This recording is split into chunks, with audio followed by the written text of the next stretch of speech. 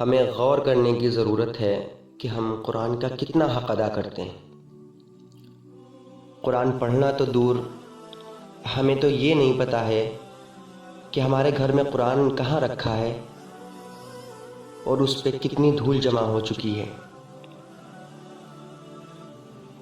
ذرا اپنے سینوں پر ہاتھ رکھ کر اپنا محاسبہ کریں، اپنا جائزہ لیں کہ ہم نے آخری بار قرآن کب کھولا تھا اور کتنا پڑھا تھا۔ کیا یہی قرآن کا حق ہے؟ اور کیا قرآن سے ہماری یہی محبت ہے؟ ارے قرآن وہ کتاب ہے، اگر سمجھو تو قرآن میں میرے نبی کا امت کے لیے رونا موجود ہے۔ میرے نبی کا راتوں میں اٹھ کر اللہ کے آگے ہاتھ پھیلا کر اپنی امت کی بہتری کی دعا مانگنا موجود ہے، اور قرآن میں میرے نبی کی سیرت موجود ہے۔ اسی قرآن میں وہ صحابہ کا گھر سے بے گھر ہونا موجود ہے، اور صحابہ کا نبی سے محبت کرنا بھی موجود ہے۔ اسی قرآن میں صحابہ کی شہادت موجود ہے، اور اسی قرآن میں صحابہ کی دین سے محبت موجود ہے۔ اور سب سے بڑی بات کہ یہ قرآن جو ہمارے گھروں میں رکھا ہوا کسی کونے میں صرف ہمارے گھر کی رونق کو بڑھا رہا ہے، وہ اللہ کا کلام ہے۔ لیکن اسی قرآن کو ہم نے گھر کے کسی کونے میں یوں ڈال دیا ہے جیسے کہ قرآن کو صرف دیکھ کر رکھ دینا ہی عبادت ہو۔ ساتھیوں، قرآن پڑھنے کی عادت بنا لو، ورنہ تمہاری آنے والی نسلیں یوں جہالت پہ قائم ہوں گی کہ تم قرآن کے الفاظ سننے سے ہمیشہ کے لیے محروم ہو جاؤ گے۔ تمہارے گھروں سے اللہ کی رحمت ختم ہو جائے گی، تمہارے گھروں سے نورانیت چھین لی جائے گی۔ محترم دوستو، اپنے گھروں میں موبائل کا نہیں بلکہ قرآن پڑھنے اور سننے کا معمول بناؤ۔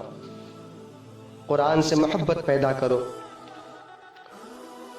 ورنہ اگر قرآن سے تمہاری دوری یوں ہی بڑھتی رہی تو ایک دن ایسا آئے گا کہ تم خود اسلام کو کمزور کرنے والی قوم بن جاؤ گے۔ پھر کسی دشمن کی ضرورت نہیں ہوگی قرآن کو اور اسلام کو خطرے میں ڈالنے کے لیے۔ ارے صحیح سے قرآن پڑھ کے تو دیکھو، قرآن تمہیں اچھی زندگی گزارنے کا ہر بہتر راستہ دکھلاتا ہے۔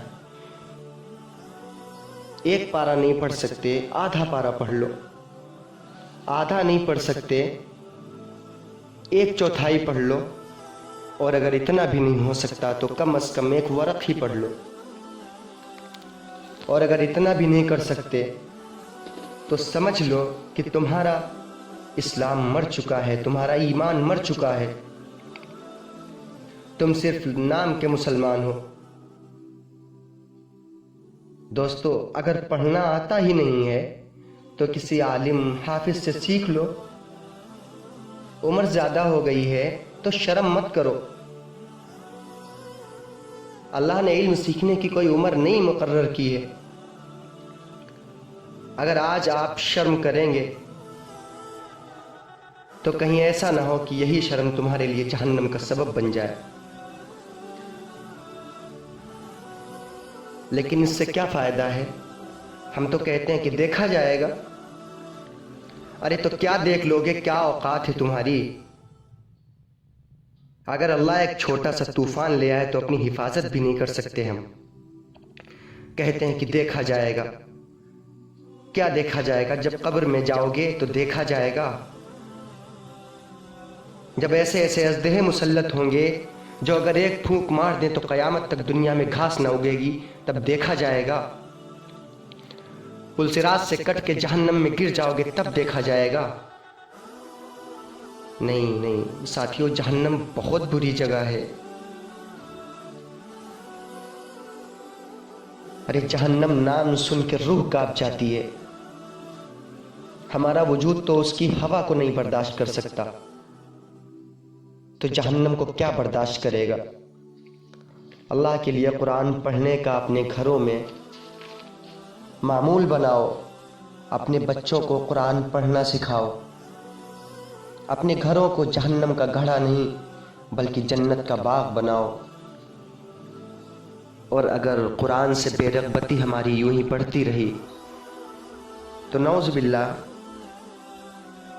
ایک دن ایسا آئے گا کہ ہم پر دنیا کے لوگ اتنا ظلم کریں گے کہ ہم برداشت نہیں کر پائیں گے۔ اور تقریباً وہ دور شروع ہو چکا ہے۔ یوں تو آج پوری دنیا کے مسلمان ظلم و جور کی چکی میں پس رہے ہیں اور زبان حال سے یہ فریاد کر رہے ہیں، رحمتیں ہیں تیری اغیار کے کاشانوں پر، برق گرتی ہے تو بیچارے مسلمانوں پر۔ اس فریاد سے پہلے ہمیں خود بحیثیت مسلمان یہ جائزہ لینا چاہیے کہ اس طرح کے ناگفتہ اور مشکل حالات ہمارا ساتھ کیوں نہیں چھوڑ رہے ہیں۔ حالانکہ اللہ رب العزت کی سنت، اللہ کا طریقہ تو یہی رہا ہے کہ قرآن میں اللہ تعالیٰ نے ارشاد فرمایا وَمَا كَانَ رَبُّكَ لِيُهْلِكَ الْقُرَىٰ بِظُلْمٍ وَأَهْلُهَا مُصْلِحُونَ۔ اس آیت کی روشنی میں ہمارا محاسبہ ہمارے سوئے ہوئے ضمیر کو بیدار کرے گا کہ قرآن کی تعلیمات پر عمل نہ کرنے کی وجہ سے طرح طرح کے حالات ہمارا مقدر بن چکے ہیں۔ لہٰذا سچے دل سے ہمیں پھر قرآن کے دامن میں پناہ ڈھونڈنی چاہیے، اس کے بغیر اور کوئی علاج کارگر نہیں ہو سکتا۔ ساتھیوں، ہم سب کو مل کر یہ محنت کرنی ہے کہ ہم اپنی قوم کو، اپنی نسلوں کو قرآن کا محب بنائیں۔ کسی ایک انسان کی یہ ذمہ داری نہیں ہے کہ ہم اپنے ایمان کو اور اسلام کو بچانے میں اپنا 100% خرچ کریں، اپنی پوری جان لگا دیں، اپنا پورا جذبہ ظاہر کریں، کیونکہ اللہ تعالیٰ نے قرآن میں فرمایا ہے ان اللہ لا یغیر ما بقوم حتی یغیروا ما بانفسہم، کہ جب تک کوئی قوم خود اپنے آپ کو سدھارنا، اپنے آپ کو اچھا بنانا نہیں چاہتی، تب تک اللہ اس کی مدد نہیں کرتا ہے۔ خدا کے واسطے اپنے گھروں میں قرآنی نور پیدا کریں، اللہ تعالیٰ سے دعا کریں کہ اللہ ہمیں قرآن پڑھنے اور پڑھانے کی اور اپنے بچوں کو قرآن کی تعلیم دلانے کی توفیق عطا فرمائے، اور اندھیری قبر میں قرآن کو ہماری روشنی کا سبب بنائے، اور قیامت تک آنے والی ہماری نسلوں کے لیے قرآن کو رہنما بنائے۔